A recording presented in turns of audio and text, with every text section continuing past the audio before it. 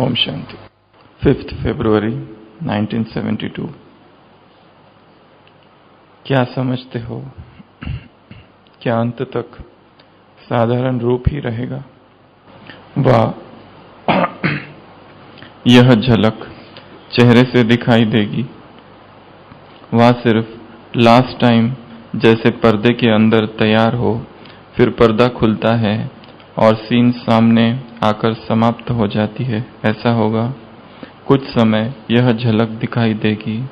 कई ऐसे समझते हैं कि जब फर्स्ट सेकंड आत्माएं जो निमित्त बनी वही साधारण गुप्त रूप अपना साकार रूप का पाठ समाप्त कर चले गए, तो हम लोग की झलक फिर क्या दिखाई देगी। लेकिन नहीं, सन शोज फादर गाया हुआ है, तो फादर का शो बच्चे प्रैक्टिकल में लाने से ही करेंगे। अहो प्रभु की पुकार जो आत्माओं की निकलती व पश्चाताप की लहर जो आत्माओं में आएगी, वह कब कैसे आएगी? जिन्होंने साकार में अनुभव ही नहीं किया, उन्हों को भी बाप के परिचय से कि हम बाप के बच्चे हैं, यह तब मानेंगे कि बरोबर बाप आए, लेकिन हम लोगों ने कुछ नहीं पाया। तो यह प्रैक्टिकल रूहानी झलक और फरिश्तेपन की फलक चेहरे से चलन से दिखाई दे। 72 की अव्यक्तवाणी है, जिसमें बाबा कह रहे हैं लास्ट में क्या होगा। अहो प्रभु की पुकार जो आत्माओं की निकलेगी, वह पश्चाताप की लहर जो आत्माओं में आएगी, वह कब कहाँ कैसे आएगी? जिन्होंने साकार में अनुभव ही नहीं किया, उन्हों को भी बाप के परिचय से ही हम बाप के बच्चे हैं, यह तब मानेंगे कि बरोबर बाप आए, लेकिन हम लोगों ने कुछ नहीं पाया। तो यह प्रैक्टिकल रूहानी झलक और फरिश्तेपन की फलक चेहरे से चलन से दिखाई दे। बाप आए पर हमने कुछ नहीं पाया। ये किन आत्माओं का अनुभव होगा?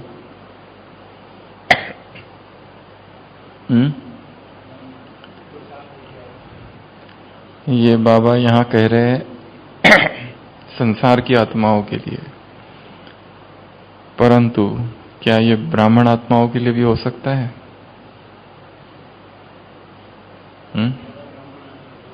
बाबा कह रहे हैं संसार की आत्माओं के लिए कि भगवान आए और हमने कुछ नहीं पाया। एक तरफ संसार की आत्माएं जो ऐसा कहेगी, दूसरी तरफ ब्राह्मण आत्माएं हैं जिनको ये पता है भगवान आया, जिनको ये पता है भगवान कहाँ आया, जिनको ये भी पता था भगवान कैसे आया, जिनको ये भी पता था भगवान कब आया, जिनको ये भी पता था भगवान ने आकर ये किया, ये बताया, जिन्होंने खुद भगवान की पालना ली, जो खुद भगवान के घर में रहे, भगवान के घर में रहकर दूसरों को भगवान का बनाया। क्या ये उनकी भी दुख भरी आर्त भरी पुकार होगी कि भगवान आए और फिर भी हमने कुछ नहीं पाया? क्या ऐसा भी हो सकता है? पश्चाताप हो सकता है। हम संसार की आत्माओं को क्या होगा उसकी चर्चा नहीं करेंगे, हम ब्राह्मण आत्माओं को क्या होगा उसकी चर्चा करेंगे।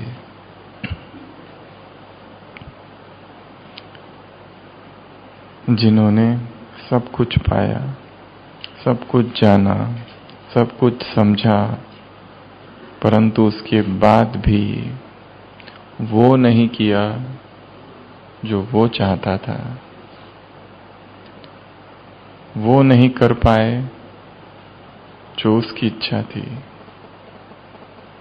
तो क्या होगा फिर?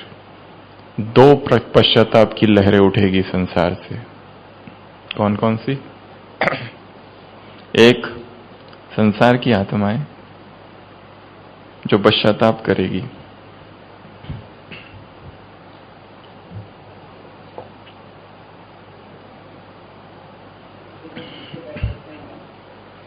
दूसरी, पश्चाताप की लहर होगी ब्राह्मण परिवार से। किस बात के लिए ब्राह्मण आत्मा पश्चाताप करेगी? सभी बताएंगे। किस बात के लिए? पुरुषार्थ नहीं कर पाए, अवसर था, समय था, चांस था, वातावरण था, संगठन था, परंतु मन में कुछ तो नहीं था। एक दूसरा, 84 जन्म के लिए नहीं, ब्राह्मण आत्माएं किस लिए पश्चाताप करेगी? अच्छा, फेल हो गए इसलिए पश्चाताप करेंगे कि अभी फेल हुए फिर से फेल होंगे। और ये समय तो बर्बाद हो गया, अब दोबारा नहीं मिलेगा। और नहीं पहचाना तो हमने, पहचाना। हाँ, कल की साकार मुरली में बाबा ने कहा यहां वाले भी कोई कोई है वो जरा भी नहीं पहचानते बाप को, माया पत्थर मारती है। और आज कहा सुबह ना, ये डिग्री वो डिग्री, ये डिग्री वो डिग्री लेते लेते कल कल और काल खा गया। कुमारियों से मुलाकात। और ब्राह्मण आत्मा किस लिए पश्चाताप करेगी? छोटे छोटे जो पाप किए, श्रीमत की अवहेलना, उल्लंघन किया है उसके लिए। और पश्चाताप की त्राही त्राही होगी। वरदान में है ना आज, क्या होगा? पश्चाताप की त्राही त्राही होगी। जमघट, छोटे पाप भी भूत बनकर सामने आएंगे। इसके लिए कोई कर्मों के गुह्य गति के ज्ञाता बनो। और किस किस बात के लिए पश्चाताप करेगी ब्राह्मण आत्माएं? हाँ, भगवान आया और उससे कुछ ही संबंध जोड़े, सारे नहीं जोड़ पाए। जितने जोड़ने चाहिए थे वो नहीं जोड़े, और जो संबंध नहीं जोड़ा उसी संबंध में मोह चला गया। बच्चा नहीं बनाया, बच्चे में मोह चला गया। टीचर नहीं बनाया, टीचर में मोह चला गया संसार के। अपनी गाड़ी का ड्राइवर नहीं बनाया, ड्राइवर के साथ ही भाग गए। धोबी नहीं बनाया, धोबी में मोह चला गया। खिवैया नहीं बनाया, खिवैया में मोह चला गया। और परमात्मा के साथ की अनुभूति नहीं कर पाए, और याद कर सकते थे परंतु किया नहीं। और संगम युग मौजों के नजारों का युग है। किन किन चीजों में मौज है? आज की मुरली से 8 बातें।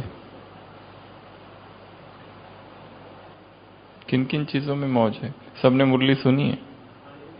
हाँ, खाना पीना 2 हो गया, चलना, सोना, उठना, पीना। और अच्छे से बताओ, ऐसा नहीं बताया है। चलते समय क्या, कौन सी मौज है? भाग्य विधाता साथ में हाथ लेकर चला रहा है, करण करावन हार चला रहा है। और हमारे पैर कहाँ हैं? टीचर से मुलाकात, स्केट्स, स्पिरिचुअल स्केटिंग, पहिए है श्रीमत। एक तो हाथ भी पकड़ा है और नीचे पहिए भी लगे हुए हैं, तो रफ्तार पुरुषार्थ की बहुत तेज है। नंबर 1 सेवाधारी टीचर अर्थात नंबर 1 सेवाधारी टीचर अर्थात बोझ नहीं, टीचर अर्थात स्मृति निरंतर कि वो करा रहा है। बोझ अगर होगा तो क्या क्या हो जाएगा? बोझ अगर होगा संसार में तो क्या क्या होता है? डिस्टर्बेंस। बोझ अगर होगा संसार में, मन मुटाव। बोझ अगर होगा तो तोड़ेंगे फोड़ेंगे। बोझ अगर होगा तो चौथा, कार्य यथार्थ नहीं होगा। ये संसार का उदाहरण। और यहां पर यदि बोझ हो तो सेवा यथार्थ नहीं होगी, सफलता नहीं होगी सेवा में, सफलता मूर्त नहीं बन पाएंगे। इसके लिए तुम्हारे पहिए लगे हुए स्केटिंग श्रीमत के, और साथ में बाप, तो सबसे पहली मौज है चलने की मौज, फिर है कार्य करने की मौज, हमको निमित्त बनाए वो करा रहा है ये मौज। तीसरा है उसके साथ खाने की मौज, एक है ज्ञानामृत पीने की मौज, एक है उठने की मौज, उठते ही भगवान से रूह रूहान, सोने की मौज, याद की गोद में सो जाते हो यह मौज, खाने की पीने की, नाचने की मौज, गाने की मौज, 8 हो गए। ऐसी सारे मौजों का ये युग है। मौज ही मौज, मौज ही धर्म है, मौज ही जीवन का लक्ष्य है, मौज ही धारणा है।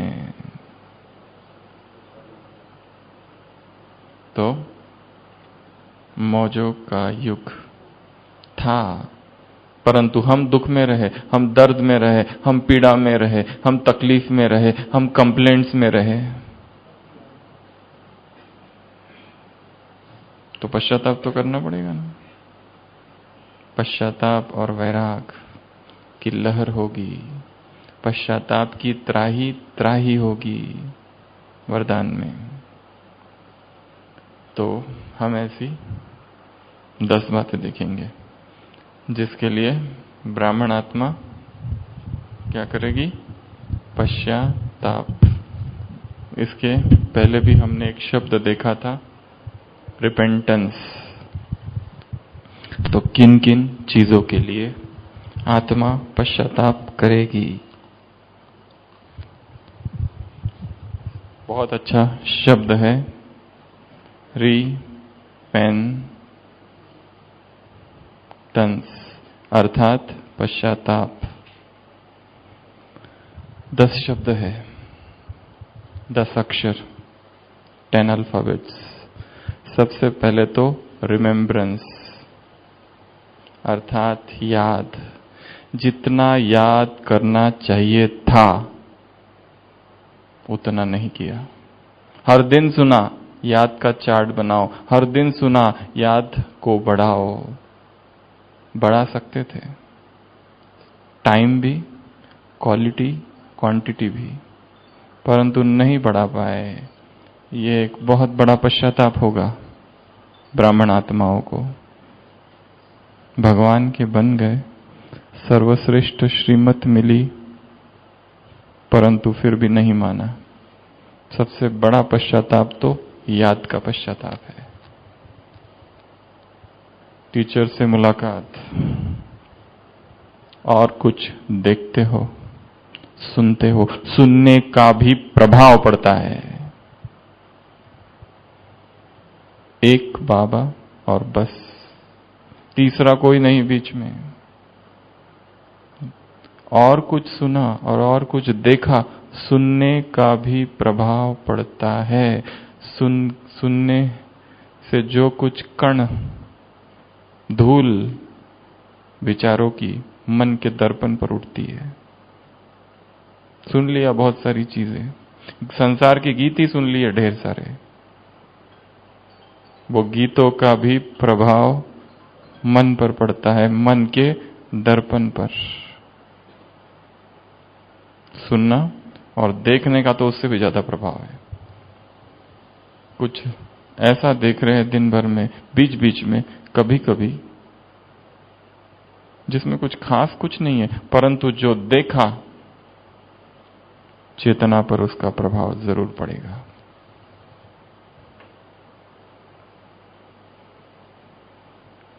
इसके लिए एक बाबा बस, और दूसरा नहीं, तीसरा कोई नहीं, सुनने का कोई प्रभाव नहीं संसार का। ये अवस्था है याद की। तो सबसे पहला पश्चाताप याद का। बहुत कर सकते थे, मन ही का बंधन है जो याद करने नहीं देता, और कोई बंधन नहीं है। कोई भी बंधन नहीं है, कोई सेवा का बंधन नहीं है, कुछ नहीं है। कोई 24 घंटे भी सेवा करते रहो तो भी ये नहीं कह सकता कि मेरे पास टाइम नहीं है। टाइम का याद से कोई संबंध नहीं है।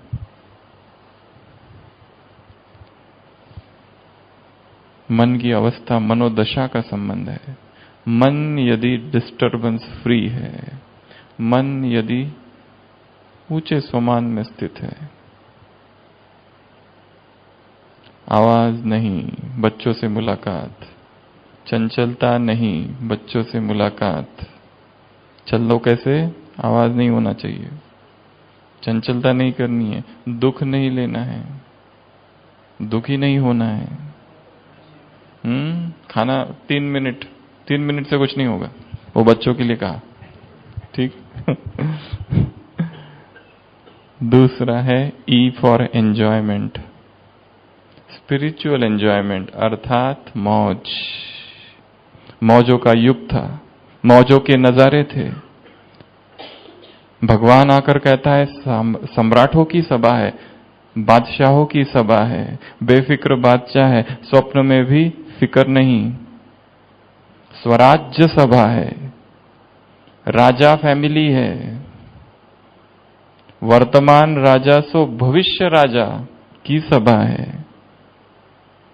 भगवान मौज सिखा रहा है और हम दुखी, हम उदास।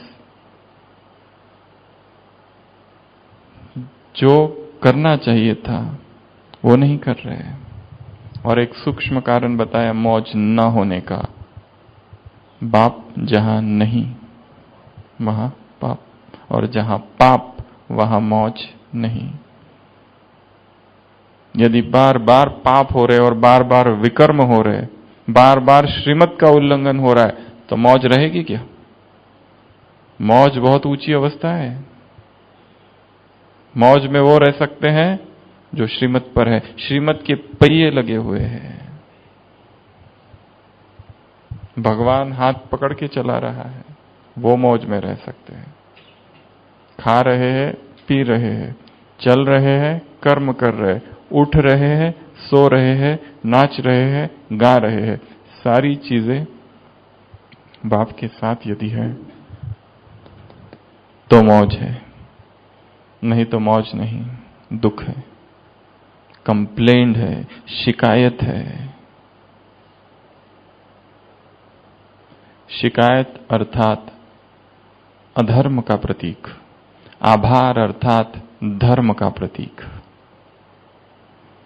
जहां से शिकायत उठ रही है, कंप्लेंट्स उठ रही है, जहां से चीजों के प्रति निगेटिव भाव है, ये ठीक नहीं है, वो ठीक नहीं है, ये भी ठीक नहीं, वो ठीक नहीं, और एक तरफ है आभार, वो धर्म की अभिव्यक्ति है आभार। तो दूसरा पश्चाताप कौन सा होगा? मौजों का युग था पर हमने किया ही नहीं, मौज मनाई नहीं। तीसरा प्यूरिटी, पी फॉर प्यूरिटी। जितनी प्यूरिटी का बल अपने अंदर भरना चाहिए था उतना नहीं भरा। जितना ब्रह्मचर्य का तेज अंदर भरना था, ब्रह्मचर्य खंडित होता रहा, बहता रहा। वो पावर, वो तेज, वो शक्ति नहीं भर पाए। इसका पश्चाताप, अब्रह्मचर्य का पश्चाताप, वासना का पश्चाताप, काम का पश्चाताप। काम जीत बनना था, विकर्मा जीत बनना था, कर्मों की गुह्य गति को नहीं समझा।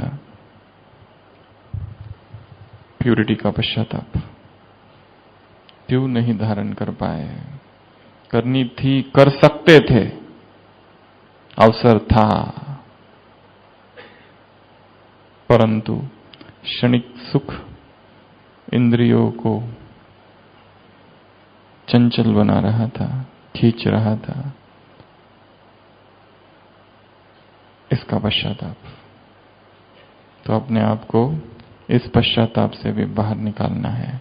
और आज से और अब से बाबा ने बच्चों को 3 मिनट का व्रत दिया। कौन सा व्रत दिया? गुड मॉर्निंग का व्रत दिया। 3 मिनट तो क्या हो जाएगा? लक्ष्मी या नारायण या दोनों एक साथ में?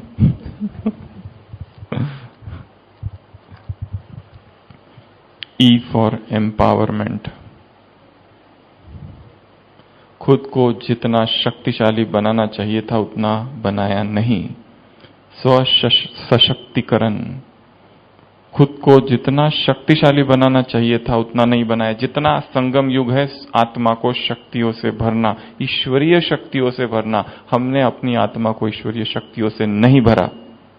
बंधन में रहे। बंधन अर्थात बकरी, टीचर से मुलाकात, शेरनी हो। स्वयं जज करो, अपने जीवन का फैसला खुद करो। एक जगह का है कुमारी अर्थात आज्ञाकारी, अपने माता पिता की आज्ञा का पालन करने वाली। एक दूसरी जगह उसी मुरली में, उसी पैराग्राफ में नीचे, माता पिता कुछ भी कहे अपने जीवन का फैसला खुद करो, खुद जज करो, कोई भी बंधन स्वीकार ना हो। स्वतंत्र शेर हमेशा अकेला घूमता है, उसे डर नहीं है किसी का। ऐसा निडर निर्भीक। स्वयं को यदि शक्तियों से नहीं भरा तो पश्चाताप होगा कि हम दुर्बल ही रह गए, निरीह रह गए। बाकी सब शक्तिशाली हो गए।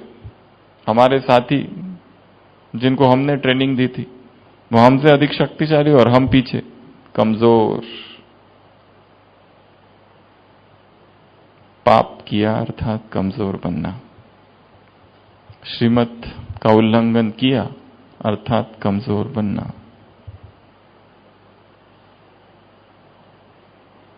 तो संगम युग पर स्वयं को शक्तिशाली बनाना, सशक्तिकरण करना स्वयं की आत्मा का कर्तव्य है। यदि ये नहीं किया तो दुख होगा। An newness. वही सब कुछ वही चालू है। 10 साल से वही योग कर रहे हैं। जो 10 साल पहले योग चालू था वही योग अब भी चालू है। 1 महीने पहले जैसे योग कर रहे थे वो योग आज वही किया। जो कल योग किया था वही योग आज किया। जो सुबह योग का प्रयोग जैसा योग किया था शाम को भी वही किया। नवीनता नहीं है योग में। जैसी मुरली तब सुन रहे थे अब भी वैसी ही सुन रहे हैं। मुरली सुनने में नवीनता, मुरली लिखने में नवीनता, मुरली पढ़ने में नवीनता, मुरली चिंतन में नवीनता, योग करने में नवीनता, योग के प्रयोग में नवीनता, सेवाओं में नवीनता, चिंतन में नवीनता, बोल में नवीनता, कर्म में नवीनता, स्मृति में, दृष्टि में, दृष्टिकोण में, स्वप्न में, हर चीज में नवीनता। यदि नहीं, वही पुराना, तो क्या होगा? पश्चाताप। सोच वही, भाव वही, भावनाएं वही, वैसी ही बुद्धि। बुद्धि में निखार नहीं आ रहा है। बुद्धि मन जो कल सोचता था आज भी वैसा ही सोचता है।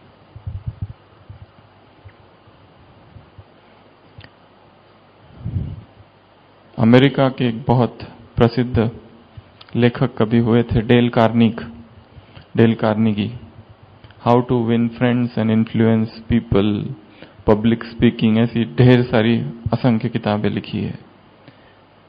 1955 में उन्होंने शरीर छोड़ा। तब तक के सर्वश्रेष्ठ माने जाने वाले मोटिवेशनल स्पीकर। उनके जीवन में उन्होंने ही खुद अपना एक संस्मरण लिखा है कि मैंने एक बार एक जगह पर इब्राहिम लिंकन पर भाषण दिया। उन्होंने किताब भी लिखी है द अननोन लिंकन। तो भाषण सुनने के बाद एक पत्र आया एक महिला का। वो लिखती है कि आपने ये जो बातें इब्राहिम लिंकन के बारे में बताई सब गलत है। आपको सोचना चाहिए था भाषण देने से पहले। आपने गलत तथ्य रखे ही नहीं, वो झूठ थे। और ये सारी अमेरिका में ब्रॉडकास्ट हो गया रेडियो पर। तो आपने ये बहुत गलत किया। आपको बिल्कुल ऐसा नहीं करना चाहिए था। बिना इन्वेस्टिगेशन के, बिना रिसर्च के आप ऐसे कैसे बोल सकते हो इतने बड़े व्यक्ति के बारे में? तो वो जैसे ही लेटर पढ़ता है उसको इतना गुस्सा आ जाता है, एक वैसा ही जहरीला लेटर लिखता है उसके लिए, उस महिला को। बहुत जबरदस्त खतरनाक उत्तर लेटर का। ईंट का जवाब पत्थर से।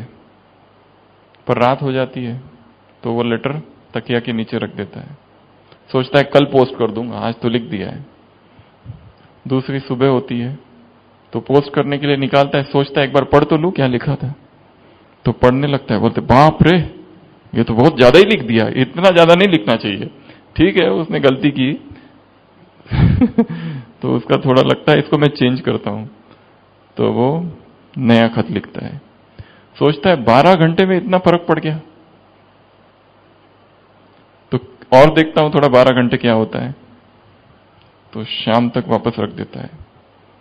फिर सोचता है थोड़ा और 12 घंटे देखता हूं, तो ऐसे 7 दिन 7 खत लिखता है। हर इसमें पहला जो लिखा था इतना खतरनाक लिखा था कि जो उसने कहा था उसको बिल्कुल सबक सिखाने के जैसा खत लिखा था। पर दूसरा खत, तीसरा खत पोस्ट नहीं किया, और लास्ट में खत लिखा फिर एक, जिसमें उसने लिखा आपका बहुत बहुत आभार जो आपने मुझे अपनी गलती बताई और आपने जो बताया उसकी वजह से मैं सुधार सका। भविष्य में भी यदि मैं कोई गलती करूं तो कृपया खत लिखकर मुझे बताना, कृपया मुझे ये बताना कि मैं कहां गलत हूं ताकि मैं सुधार सकूं। आपका बहुत बहुत आभार। तो दूसरे दिन वो महिला आ जाती है और दोनों की दोस्ती होती है, ताउम्र चलती है जीवन भर, जो सहयोगी बन जाती है। तो उसने ये बहुत सुंदर अनुभव लिखा है अपने जीवन का, कैसे वो सीखा उसने इस छोटी सी बात से। विरोध हुआ और पहली प्रतिक्रिया क्या थी? थोड़ा सा फासला, थोड़ा सा अंतराल, थोड़ा सा पोस्टपोन कर दो अपने एंगर को, उत्तेजना को, अपने निर्णय को, अपने डिसीजन को। रुको, तुरंत डिसीजन नहीं लेना। किसी ने कुछ कह दिया और हमने भी कुछ कह दिया। जब भी महत्वपूर्ण डिसीजन लेना हो, बीच में एक अमृत वेला गुजरना चाहिए जीवन का। कोई कहे क्या है, तो हम कहेंगे कल सुबह बताता हूं। एक अमृत वेला गुजर जाने दो, 2 तो बहुत ही अच्छा, 3 तो बहुत ही अच्छा, 7 हो गए तो बस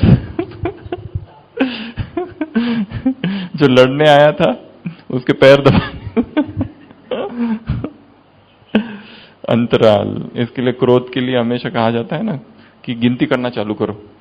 कितनी गिनती करो? 100 से गिनती करना चालू करो, या 100 तक गिनती करना चालू करो, या उल्टी गिनती करना चालू करो। पर कभी कभी उल्टा भी हो जाता है उसका भी एक उदाहरण बताते हैं।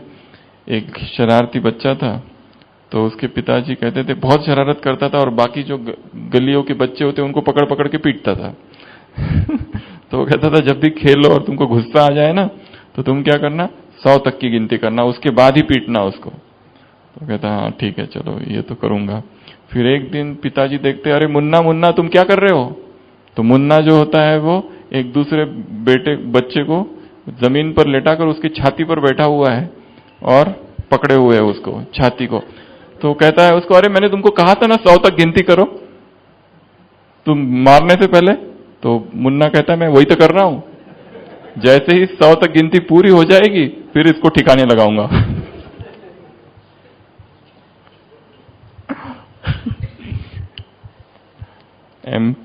न्यूनेस, हर चीज में नवीनता लानी है। अपनी तपस्या में, अपने ज्ञान में, अपने योग में, अपनी धारणाओं में, सेवाओं में, जो भी हम पुरुषार्थ कर रहे हैं वो पुरुषार्थ भी वही नहीं हो, वही पुरुषार्थ चालू है। अमृत वेला उठ गए, वही योग, मैं आत्मा हूं, सूक्ष्म वतन, परम धाम, सतयुग त्रेता, इसको सकाश उसको सकाश, और चलो काम पूरा हुआ। उसमें नवीनता, नया नया योग का अभ्यास। जैसे आज की मुरली है उसमें से ही नया अभ्यास निकालो और कल अमृत वेला वो अभ्यास करना। फिर मैं चल रहा हूं स्केटिंग और बाबा हाथ पकड़े है, योग का प्रयोग। कुछ भी हो सकता है। विश्व की परिक्रमा करो, विश्व कल्याणकारी हो, टीचर से मुलाकात, उसके लिए पहले स्व परिवर्तन और फिर विश्व परिवर्तन, दोनों कार्य तुम्हें करने हैं। तो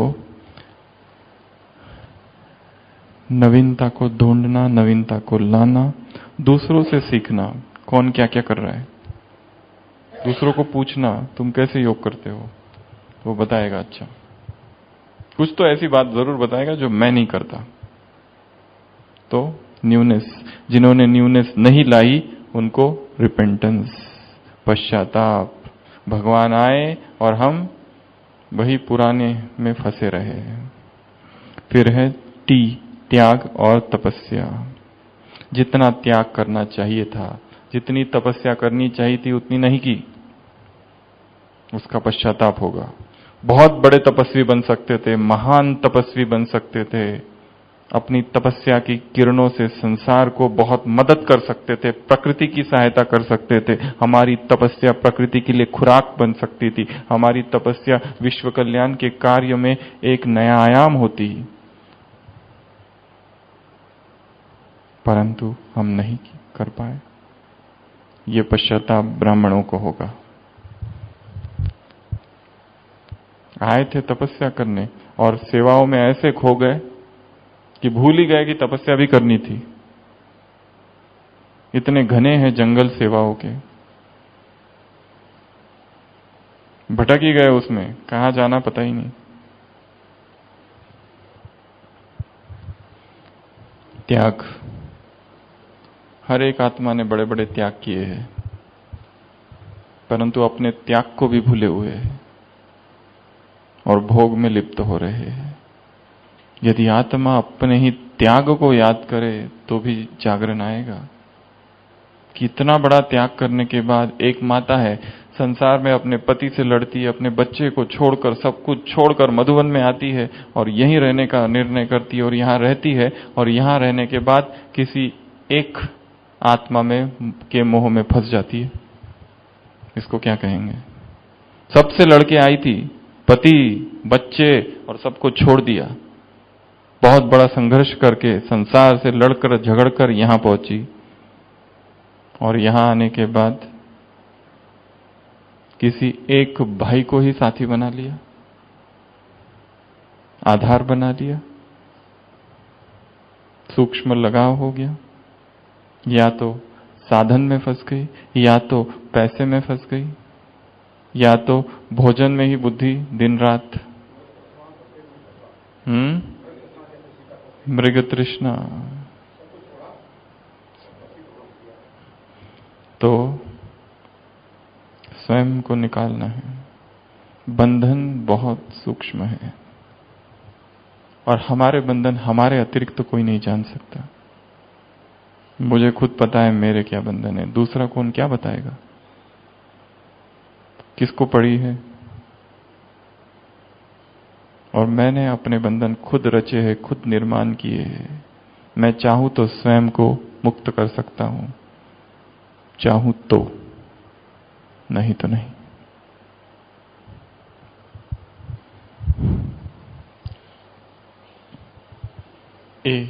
आत्माभिमानी।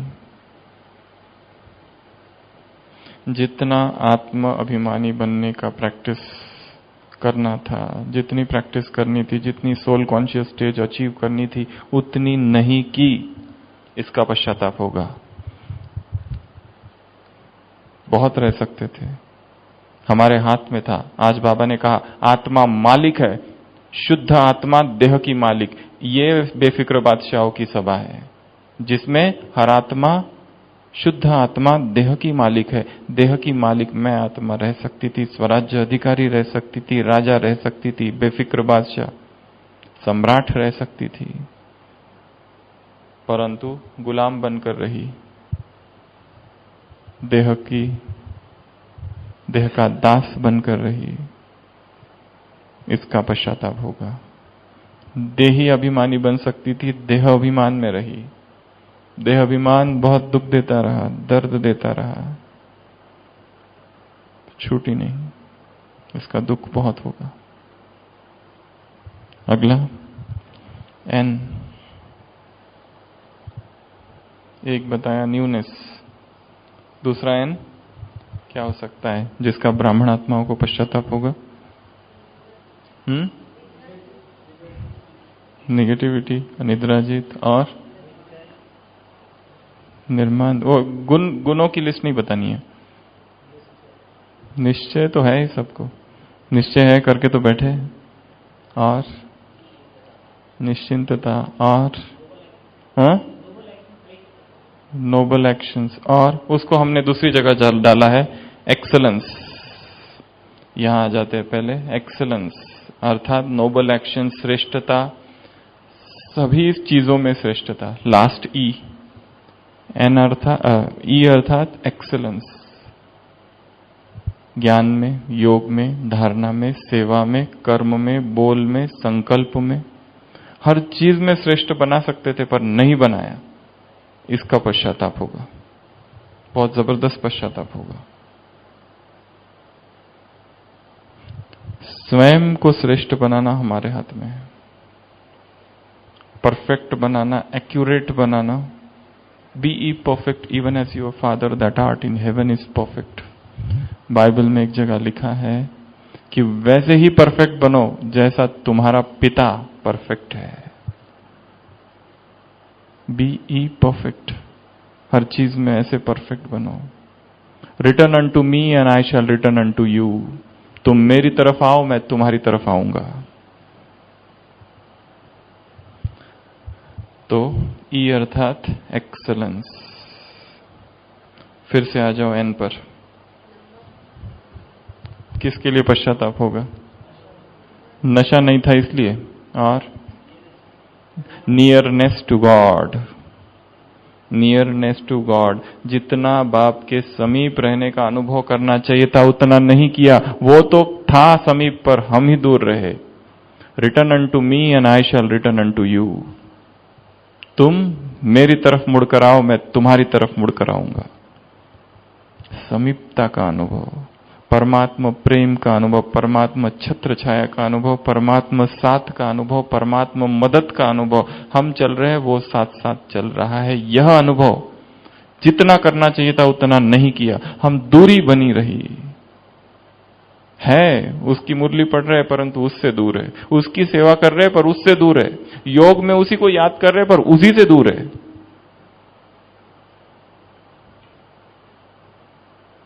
क्योंकि कोई तो है जो हाईजैक करके चला जाता है बुद्धि को। हाईजैक पता है ना, माताओं को अपहरण, किडनैप।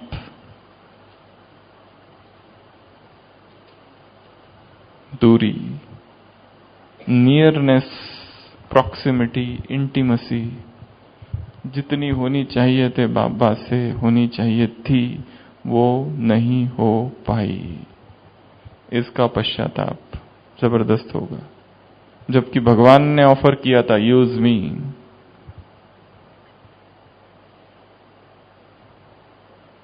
संसार में लोग, वो एक चित्र किसी ने भेजा था, वो डस्टबिन होता है ना जिसमें लिखा होता है यूज मी।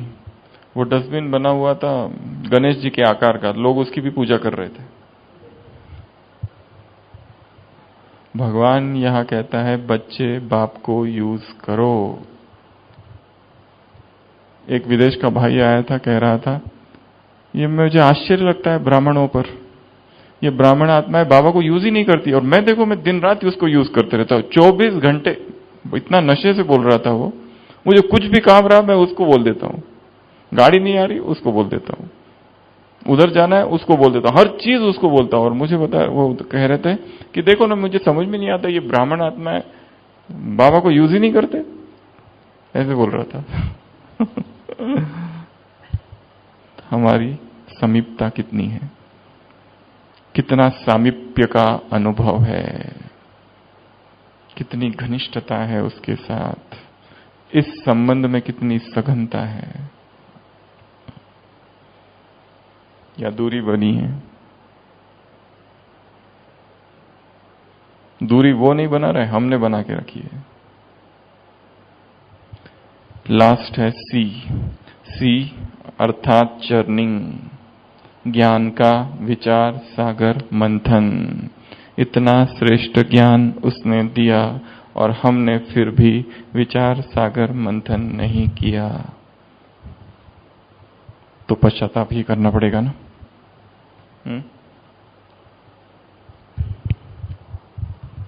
बहुत बड़ा पश्चाताप है ये भी, कि ज्ञान को हमने ऐसे ही छोड़ दिया। इतनी बड़ी मुरली चली आज, किस किसने चिंतन किया? एक ज़ेन टीचर के पास उसका शिष्य जाता है। वो कहता है कि आश्रम में हम लोग कितना घंटा मेडिटेशन करें, कितना घंटा योग करना चाहिए, ध्यान करना चाहिए? गुरु कहते 1 घंटा डेली। वो पूछता है पर जिस दिन मैं बहुत बिजी रहा उस दिन कितना करना चाहिए? गुरु कहता है 2 आवर्स, उस दिन 2 घंटा। जिस दिन सामान्य रूप से 1 घंटा, और जिस दिन व्यस्त बहुत रहो सेवाओं में उस दिन कितना घंटा करना है? 2 घंटा।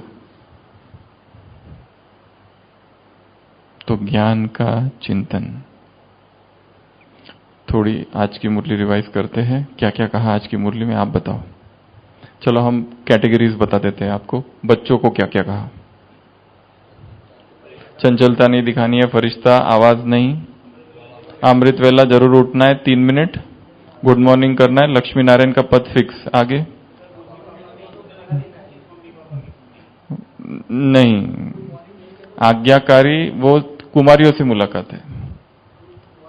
वो कहा है कुमारियों को कि उस बाप की आज्ञाकारी बनो पर इस बाप को याद करो। और बच्चों को क्या क्या कहा? बिस्किट, आइसक्रीम, कुमारियों से मुलाकात। बच्चों से क्या क्या कहा? हाँ, माँ बाप, मम्मी डैडी से दुख नहीं हो जाना, जैसे मम्मी डैडी कहे उनको, उनकी वजह से दुख ना हो तुमको। और बच्चों को क्या समझना है? आपके अपने आप को महान आत्मा समझना है, योगी समझना है, शांत स्वरूप समझना है, तब कहीं जाके भगवान के बच्चे योगी होते हैं।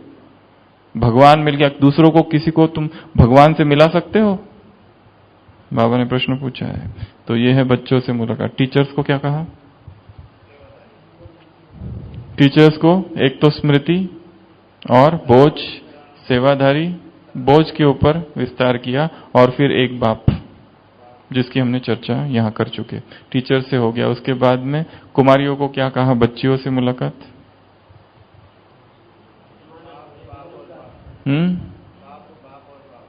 बाप बाप और बाप, बस ये टीचर से मुलाकात है। तो स्कूल में जाते संग का रंग तो नहीं लग जाता, बिस्किट, आइसक्रीम, और बंधन स्वीकार नहीं, और हाँ, पढ़ते पढ़ते डिग्री, एक तो डिग्री, एक लौकिक पढ़ाई, और हाँ, बाहरी डिग्री को पसंद नहीं करना, और नौकरी की टोकरी नहीं उठाना, और वर्तमान और भविष्य दोनों प्राप्त। शेर अकेला घूमता है, और इधर माता है शांत है, और बड़ी स्टेज, संकोच नहीं, डर नहीं। छोटी बच्ची भी डरना नहीं चाहिए, संकोच नहीं करना चाहिए, बकरी नहीं बनना। और ये हो गया टीचर, बच्चियों से मुलाकात, टीचर हो गया, बच्चे हो गए। मुरली में क्या कहा वो बोल दिया। मौजों के युग है, कल कल करके काल, पश्चाताप की त्राही त्राही, कर्म की गुह्य गति को समझो। छोटे पाप भी भूत की तरह आएंगे, जमदूत। तो पश्चाताप ब्राह्मण आत्माओं को इन 10 चीजों का करना पड़ेगा। सबसे पहला, याद। जितना करना चाहिए था, अवसर था, मौका था, समय था, वातावरण था, वायुमंडल था, मधुबन था, समय था, और वो भी था जिसको करना था, परंतु फिर भी नहीं किया। जार जार आंसू बहाओगे, दिल फाड़ फाड़ कर रोओगे। दूसरा, ई फॉर एंजॉयमेंट, मौजों का युग था, परंतु रोने में गया, दुख में गया, दर्द में गया, पीड़ा में गया, कंप्लेंट्स में गया, शिकायतों में डूबे रहे, आंसुओं की बाढ़ में ही, अपने ही आंसुओं की बाढ़ में डूब गए। तीसरा, प्यूरिटी, अपनी पवित्रता की, ब्रह्मचर्य की प्रतिज्ञा को फिर से रिवाइज करो, नहीं तो पश्चाताप होगा। पवित्रता बहुत बड़ी चीज है। चौथा, एम्पावरमेंट, जितना आत्मा को, मैं अपनी आत्मा को शक्ति से भरना चाहता था उतना नहीं भर पाया। हम अपने आप को जितना चाहे उतना शक्तिशाली बना सकते हैं। कोई लिमिट है क्या? मैं मास्टर सर्वशक्तिवान हूं कि इतना शक्तिवान है बस, इससे आगे नहीं। ऐसा कोई मुरली में आया है कि तुम मास्टर सर्वशक्तिवान, इतना शक्ति तुमको मिल जाएगी, इसके आगे नहीं मिलेगी। There is no limit. हाँ, कमजोर बनने की लिमिट है। कितना कमजोर बनेंगे उसकी फिर भी लिमिट है, पर शक्तिशाली बनने की कोई लिमिट नहीं है। कितना भी शक्तिशाली बना जा सकता है। बेहद में जाने की कोई हद नहीं है। उसके बाद है नवीनता। नवीनता नहीं लाई ब्राह्मण जीवन में, इसका भी पश्चाताप होगा। फिर है त्याग और तपस्या से अपना श्रृंगार नहीं किया, इसका भी पश्चाताप होगा। फिर उसके बाद आत्म अभिमानी, सोल कॉन्शियसनेस, देही अभिमानी, विदेही, अशरीरी, अव्यक्त स्थिति, फरिश्ता स्थिति जितनी बनानी चाहिए थी उतनी नहीं बनाई। देह खींचता रहा, देह अभिमान आता रहा, बार बार गिरते रहे। पश्चाताप। अगला, नियरनेस टू गॉड। वो खड़ा था पर हम ही दूर दूर जा रहे थे। वो तो वही है केंद्र पर, हम उससे दूर दूर जाते थे। आग जल रही है, ठंड का मौसम है, जो दूर बैठा है उसको ठंड ज्यादा लगेगी, जो आग के जितना नजदीक है उसको ठंड कम। शिव क्षमा जल रही है और हम दूर दूर बैठे हैं और कह रहे हैं यहां ठंड बहुत है, लोग अच्छे नहीं है, ये ऐसा है, वो वैसा है। समीप आओ, सब कंप्लेंट्स दूर। Return unto me and I shall return unto you. तुम मेरे तरफ आओ, मैं तुम्हारी तरफ आऊंगा। अगला, चर्निंग। जितना ज्ञान का चिंतन करना चाहिए था नहीं किया। क्या कहा? चढ़ते लमते लमते, चढ़ते लमते, गिरते चढ़ते, सेवा करते रहते हैं। खाली सेवा नहीं, बाकी सब भी, ज्ञान योग धारणा सेवा, GYDS। तो चर्निंग अगर नहीं किया तो भी पश्चाताप। और लास्ट, एक्सेलेंस, श्रेष्ठता ला सकते थे हर चीज में, जीवन में, बोल में, कर्म में, नहीं लाई, उसका पश्चाताप। तो क्या पढ़ा आज? क्या कहा बाबा ने? 72 की अव्यक्त वाणी है। जिन्होंने साकार में अहो प्रभु की पुकार जो आत्माओं की निकलेगी, वह पश्चाताप की लहर जो आत्माओं में आएगी, वह कब कैसे आएगी? जिन्होंने साकार में अनुभव ही नहीं किया, उन्हों को भी बाप के परिचय से हम बाप के बच्चे हैं यह तब मानेंगे जब बरोबर बाप आए हैं, लेकिन हम लोगों ने कुछ नहीं पाया। तो यह प्रैक्टिकल रूहानी झलक और फरिश्तेपन की लहर पलक चेहरे से चलन से दिखाई दे। ये संसार की आत्माओं के लिए वर्णन किया है बाबा ने कि भगवान आए और हमने कुछ नहीं पाया, ये उनका पश्चाताप। ब्राह्मणों का पश्चाताप, भगवान आए, भगवान से टोली ली, भगवान से दृष्टि ली, भगवान के रोज महावाक्य सुने, परंतु इनमें से कुछ भी नहीं किया, तो दुख होगा, पश्चाताप होगा। अच्छा, ओम शांति। होमवर्क आज की मुरली से देते। आज की मुरली से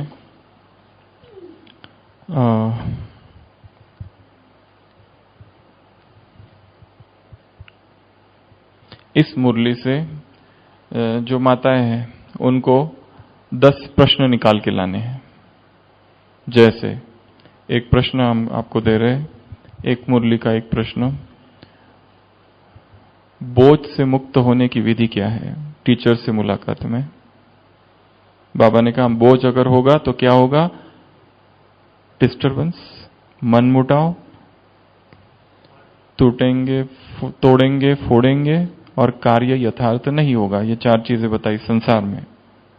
वैसे यदि ब्राह्मण आत्मा सूक्ष्म बोझ से कैसे मुक्त हो, ये प्रश्न है। ऐसे 10 प्रश्न निकालने हैं, ठीक है? वो प्रश्न निकालते निकालते ही बुद्धि एक्टिवेट हो जाती है। उत्तर फिर खुद ही ढूंढते रहो दिन भर। जो भाई लोग नीचे बैठे हैं वो आज की मुरली से, पर आज तो पूरा हो रहा है।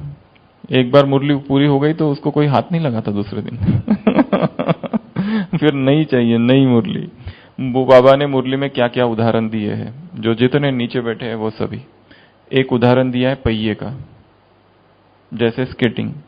तो चलो आपको ये टॉपिक देते हैं, स्पिरिचुअल स्केटिंग क्या होती है, आध्यात्मिक स्केटिंग। स्केटिंग तो पता है ना, पहिए होते हैं, रोड स्केटिंग, स्नो स्केटिंग। तो ये जो स्केटिंग है इसमें क्या क्या है, इसमें किन किन चीजों की आवश्यकता है, जैसे बैलेंस है, प्रैक्टिस है, बहुत सारी चीजें है उसमें। और ये पहिए श्रीमत के हैं, 4 पहिए कौन कौन से है, सोचना चालू करो इसके ऊपर। ये एक टॉपिक। फिर उसके बाद में जो ऊपर भाई बैठे हुए हैं, इस मुरली से सेल्फ चेकिंग की 12 पॉइंट्स। क्या करना है? सेल्फ चेकिंग की 12 पॉइंट। जैसे मुरली की शुरुआत बाबा ने किया है, आज बाप दादा बेफिक्र बादशाहों की सभा देख रहे हैं। ऐसी सभा केवल संगम युग पर है, ऐसी सभा और किसी युग में हो नहीं सकती। ये युग बहुत छोटा है, सारी विशेषताओं से भरा है, सर्व प्राप्तियां इस युग में है, और किसी युग में ऐसी प्राप्ति नहीं हो सकती जो इस युग में होती है। ऐसे मुरली चली है। तो इसमें से सेल्फ चेकिंग की कौन सी पॉइंट्स है? जैसे ये मौजों का युग है, तो मेरे जीवन में रूहानी मौज, ईश्वरीय मौज को खत्म करने वाली कौन कौन सी बातें हैं? यह है सेल्फ चेकिंग। आत्मविश्लेषण, आत्ममंथन। कुमारियों से मुलाकात, बकरी नहीं शेरनी। मैं बकरी कहां कहां बनती हूं या बनता हूं? बकरा जो भी। डर कहां लगता है मुझे? अज्ञात कौन से भय मेरे अंदर है छिपे हुए, ये हो जाए तो? पद छिन जाए, डिपार्टमेंट चेंज हो जाए, कोई कहे नीचे जाओ, शांतिवन चले जाओ बहुत हो गया इधर, कोई भय तो नहीं? कोई भी चीज का कैसा भी भय, घर से फोन आ जाए, बहुत कर ली सेवा, आ जाओ। लौकिक से कोई अचानक पेपर, मृत्यु, बीमारी, स्वजनों की या स्वयं की, कुछ भी हो सकता है। तो सेल्फ चेकिंग की 10 पॉइंट्स निकालनी है मुरली से, एग्जाम्पल्स निकालने हैं और टॉपिक्स अपना प्रश्न निकालने हैं, ठीक है? इस तरह मुरली पर चिंतन करना है। ओम शांति।